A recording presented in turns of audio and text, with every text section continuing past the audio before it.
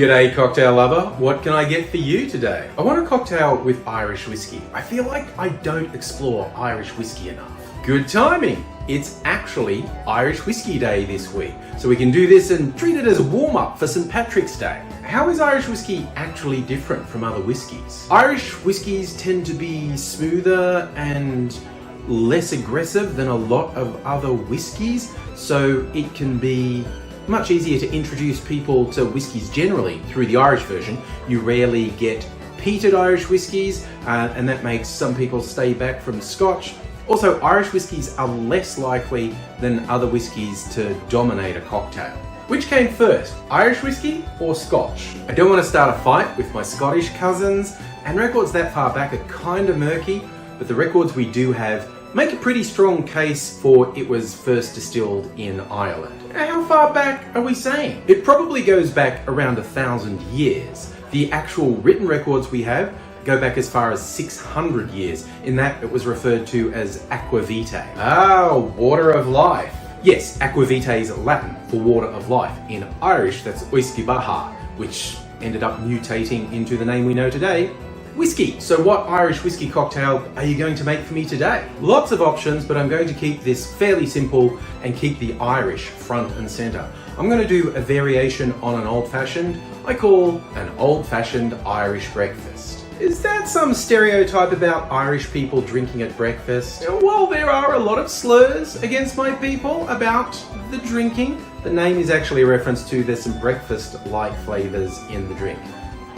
Also, yes, maybe some Irish people start the day with an eye-opener from time to time. You're Irish. A few generations back, yes, you can tell because I start to burn if I go out into the sun for more than 5 minutes and spontaneously combust if I stay out for 10 minutes. I don't even like the lights in here to be too bright. You know, it's just a bit much is what I'm saying. But anyway, let's make the drink. As I said, we're keeping this fairly simple, starting with the Irish whiskey. This Jamieson's Stout edition has great flavours. It doesn't really taste like stout. It was finished in stout barrels, but it has picked up some of those yeasty flavours, which, as I was saying, breakfast flavours. Very traditional Irish breakfast, fresh baked either soda bread or potato bread, and I think this brings in some of those flavours, but we're going to do 1 ounce or 30 mils of Irish whiskey. You could make this with just the Irish whiskey, but I'm switching it up a bit. Another jewel of Ireland, Poitin, which is essentially Irish moonshine. This is unaged Irish whiskey. This one's made in the Teeling distillery, one of the famous Irish whiskey makers, and it's got a bit more bite in it, 52.5% alcohol, but it blends quite well with matured Irish whiskey. So we're also going to add 1 ounce, 30 mils of Poitin. You'd normally put sugar in an old-fashioned. As a substitute, I'm using this barrel-aged macadamia liqueur that has some really chocolatey notes, and this was to get the breakfast vibe happening. As I said, you know, everyone's favorite chocolate nut spread you put on the toast. We've got sort of yeasty, bready flavors from the whiskey and the Poitin, and this is a nice little chocolate treat to go with it. I'm just going to put 1/2 ounce or 15 mils. And again, if you wanted to make this at home and you didn't have this, because this is actually kind of hard to get, you could just use like brown creme de cacao, or maybe even a little bit of a coffee liqueur if you like that. But I'm going with the Mac, and I'm adding 15 mils, 1/2 ounce. As I said, this is nice and simple. We now stir that on ice. We want to chill it down and get a bit of dilution because it is all booze in there. And after we've stirred it for 20 or 30 seconds, we'll strain that into a rocks glass over a big chunk of ice.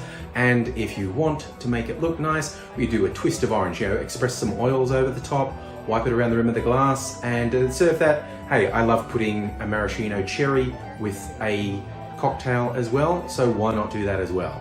And here is your old-fashioned Irish breakfast.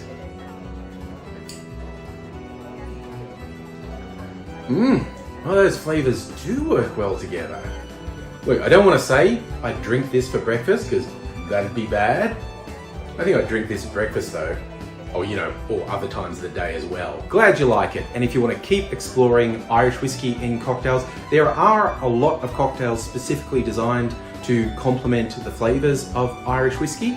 But open up the world a bit. What's your favourite whiskey cocktail. Maybe it's normally made with bourbon, maybe it's normally made with scotch. Make the same recipe, but with Irish whiskey and see how it changes the flavor. Do you like it more? Is it just different? It's a whole world out there. So yes, Irish whiskey may not be the first whiskey you think of for a cocktail, but you should give it a go.